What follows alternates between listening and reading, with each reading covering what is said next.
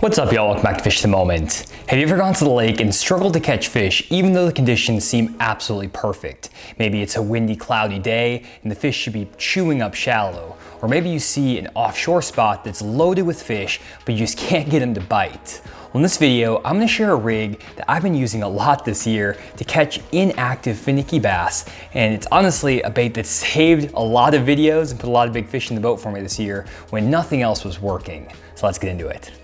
The rig I'm talking about is the Neko Rig. It's a nail-weighted worm and it's been around for a really long time. I've caught a lot of big fish on my channel with this rig and it's nothing necessarily new, but I've found a lot of new ways this year to apply this bait in situations that I wouldn't have ever thought to throw it before, and it's helped me catch a ton of fish. Now I'm gonna walk through some of those different situations with you in this video and also how I rigged this bait to put a lot of finicky bass in the boat.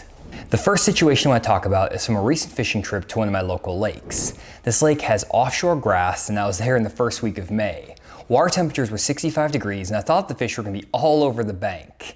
I started up throwing a spinnerbait, a buzzbait, a chatterbait up in shallow water because we had windy, cloudy conditions, but I couldn't get any fish to bite. I then moved out a little bit deeper on an offshore point that's in the mouth of a spawning pocket. There's a little ditch that feeds this pocket and there's some clumps of grass right on the edge of this shallow point that drops off in that ditch. Normally I can catch a lot of good post-spawn and pre-spawn bass in this area with a moving bait when it's windy and cloudy, and I would normally throw like a chatterbait or a lipless crankbait. But again, for whatever reason, these fish were just not biting at all. Finally, I decided to slow down and pick up the Neko Rig. And you might think that I would fish this bait slow, drag it along the bottom, and fish it kind of like a Texas ray worm or a shaky head. But I was actually fishing it in a very similar way to how you'd fish a swim jig. I would cast it out around those clumps of grass with a pretty light nail weight, a 3/32 ounce nail weight, and I would throw it into those grass patches up on top of this point and then pull the bait 10 to 15 feet with my rod, shaking it in the middle of the water column. I would then let that bait sink down next to a patch of grass, dead stick it for 3 to 4 seconds, then start moving it again. What I found is that I got almost every single one of my bites right after that bait was moving through the water 10 to 15 feet and then stopping. And those fish would eat it right as that bait stopped moving. It's interesting because I find that this is a very effective retrieve for me both in shallow water and deep water with this Neko Rig. I'm really fishing it almost as if I'm swimming it through the middle of the water column for suspended bass or bass that aren't positioned right on the bottom. Now I do catch some fish when I just dead stick this bait on the bottom and fish it like a shaky head, for example, but I find the true power of this bait is targeting those suspended bass. I ended up putting some really good keepers in the boat and a couple fish over 3 pounds using this Neko Rig, and again, the exact same places I would normally throw a chatterbait or a lipless crankbait in that grass. Another example of fishing this Neko Rig for suspended bass was when I was on another local lake and the bass were suspended in standing timber. In this fishing trip, I was fishing in the pre-spawn and I was expecting to catch fish on a jerkbait. That's normally my go-to bait when bass are suspended 5 to 10 feet of water in standing timber. But again, for whatever reason, I couldn't get the fish to react to a jerkbait. Instead, I picked up this Neko Rig and pitched it right next to some of those standing trees. I would then watch the bait on my live scope fall past those fish in those trees. They would follow the bait all the way down to the bottom and then eat it as that bait hit the bottom and stopped moving. In both situations I've explained, those fish will react to that bait as soon as it stops moving. And it seems like they follow it as it's either swimming through the water or falling through the water, and they won't eat it as it's moving, but right after it stops moving, or maybe 3 or 4 seconds after it's just sitting there on the bottom, that's when they eat it. It's almost like you're getting their attention as you swim that worm by their face because they're just not used to seeing a worm kind of swimming in the middle of the water column, and then right after it stops, this bait looks vulnerable and they will eat it up. The last example I'll talk about is a recent fishing trip I made to Lake Greeson with my friend down in southern Arkansas.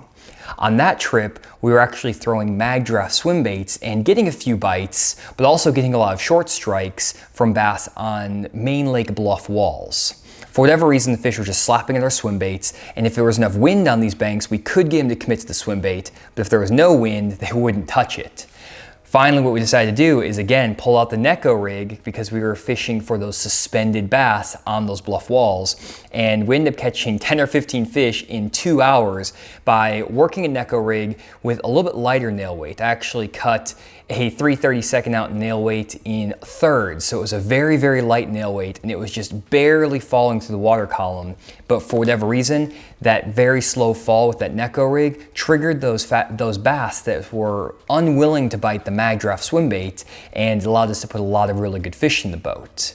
In all three scenarios, I was basically able to target suspended bass that I would normally catch on other lures, whether that's a chatterbait in the grass, a jerkbait in the standing timber, or that swim bait along the bluff walls.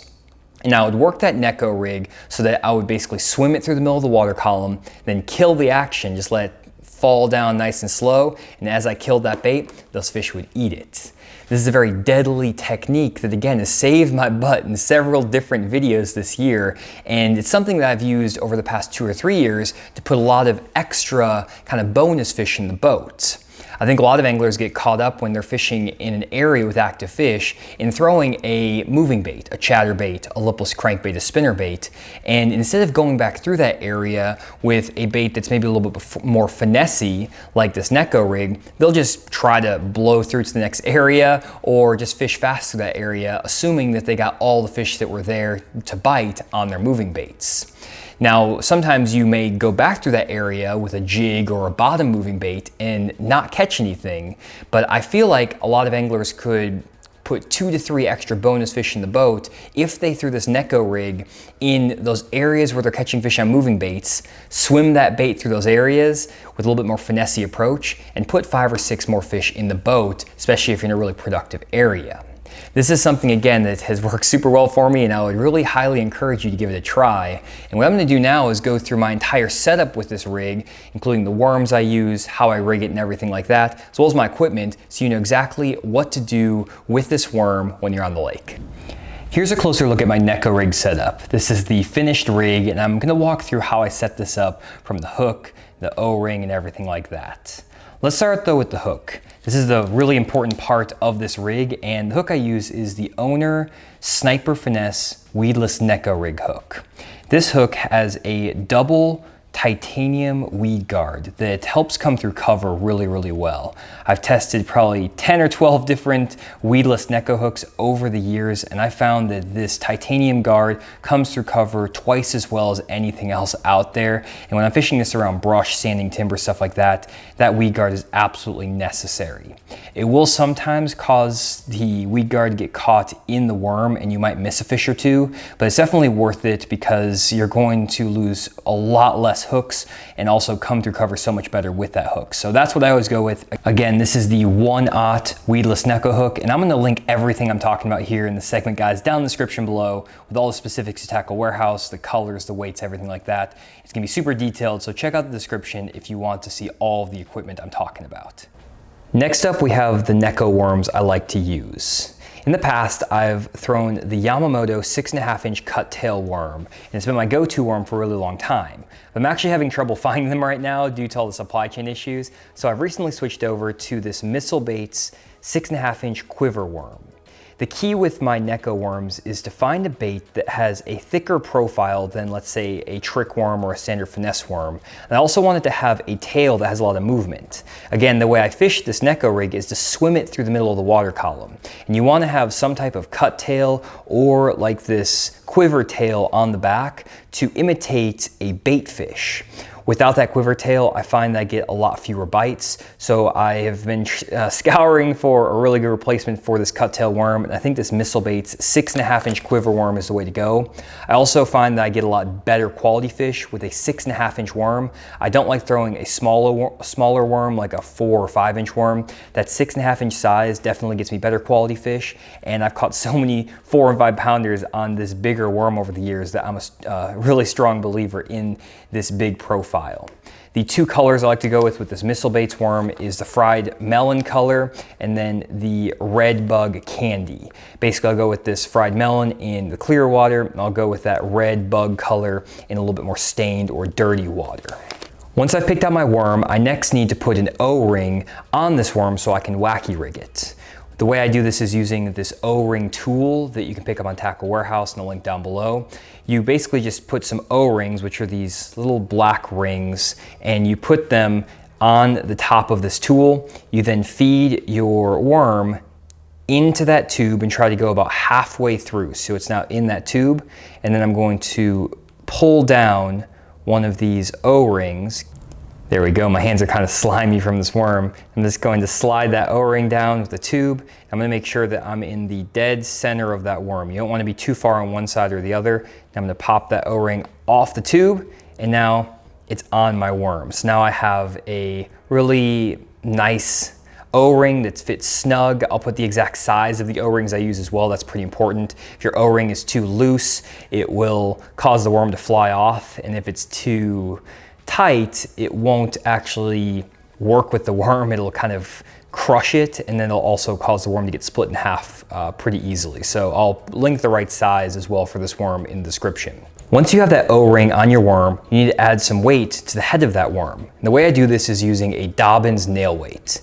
These nail weights have a lead ball at the end, which allows you to put a little bit more weight in the tail of that worm to fish it in deeper water.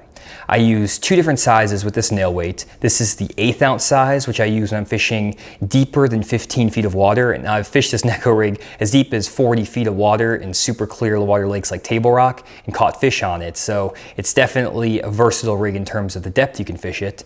And then I also use this 3/32 ounce nail weight, which is a little bit smaller when I'm fishing in about 8 to 15 feet of water.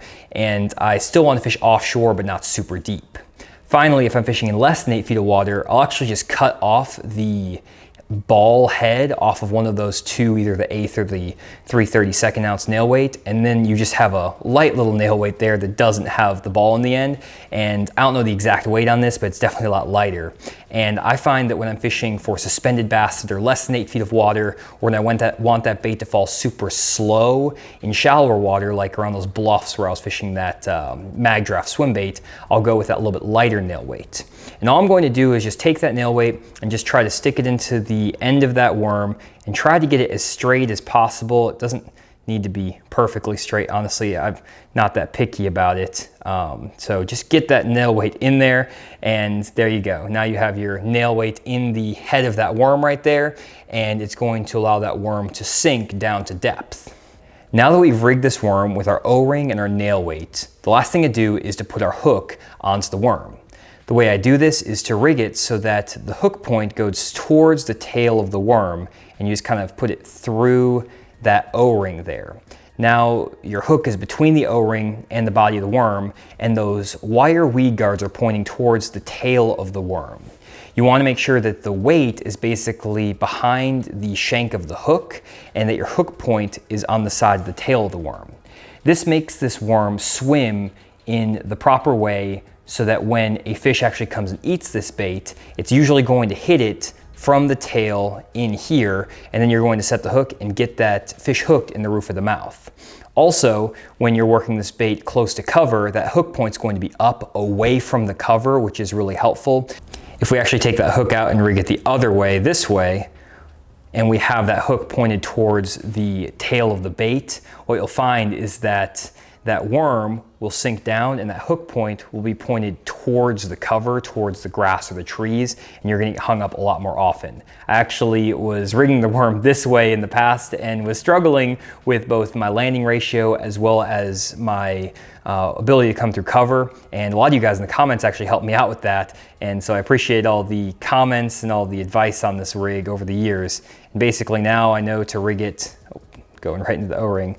Now I know to rig it so that that hook point is pointed towards the tail of the worm, helps with your hook up ratio, keeps it more weedless, gets that hook in the roof of the fish's mouth, and it's the absolute best way to rig this worm that I've found. So again, all of the stuff that I've talked about with my equipment and everything here is linked down in the description below, so definitely check that out so you can use this exact Neko Rig setup. Now that you know how to rig this Neko Rig, let's talk about the equipment I use when I'm fishing this bait. My go-to rod is a Denali Lithium Pro 7'4" medium heavy action spinning rod. This rod is pretty long and has a lot of backbone for a spinning rod. The reason I go with such a long rod and a rod that's a little bit more stiff is because I'm oftentimes fishing this Neko rig far away from the boat. I'm making long casts, and I'm also pulling this bait 10 to 15 feet at a time. This means that the fish will sometimes get that bait as my rod's kind of out of position and it's kind of high up in the sky. So I want to be able to reel down fast and set the hook with that long rod to make sure that I still get good leverage for a hook set. I also a lot of times fish this Neko rig around cover. That's why I use that weedless hook. I'll fish it around trees, brush piles, and offshore grass. And that longer rod allows me to really set the hook on those fish, pulling them away from the cover and getting them in the boat and kind of moving them away from any danger with the lighter line with the spinning rod. As far as my line, I like to go with 16-pound Sunline braided line. And I use this high-vis braid so I can see the line on the water, especially if those fish just tick that bait. Having that higher vis line doesn't really affect any strikes and allows me to really see my line jump when they barely nip this Neko rig as it pauses. I'll normally throw this with a leader of anywhere from 8 to 12-pound Sunline fluorocarbon leader line. This 8 to 12-pound test range is pretty good for making sure you don't break off that often, but it also still has enough invisibility. It's subtle enough that you're not going to spook any of those fish that may be a little bit finicky. You could throw maybe 15 or 20-pound tests even if you wanted on this, but I feel like that defeats the purpose of going with a spinning rod and going with this kind of finessey approach. And honestly, I use 8-pound test most of the time and hardly ever have any problems with break-offs. But if I am fishing around really thick cover like brush piles and standing timber, I'll go up to 12-pound test, and it doesn't seem to affect the bites too bad on this worm. Now, the knot I use to connect my braided line to my fluorocarbon leader is an FG knot. And I normally like to leave a 30 or 40 foot fluorocarbon leader when I'm tying that FG knot. The reason I do that is because that knot takes a long time to tie, and I don't like to retie it on the lake if I don't have to.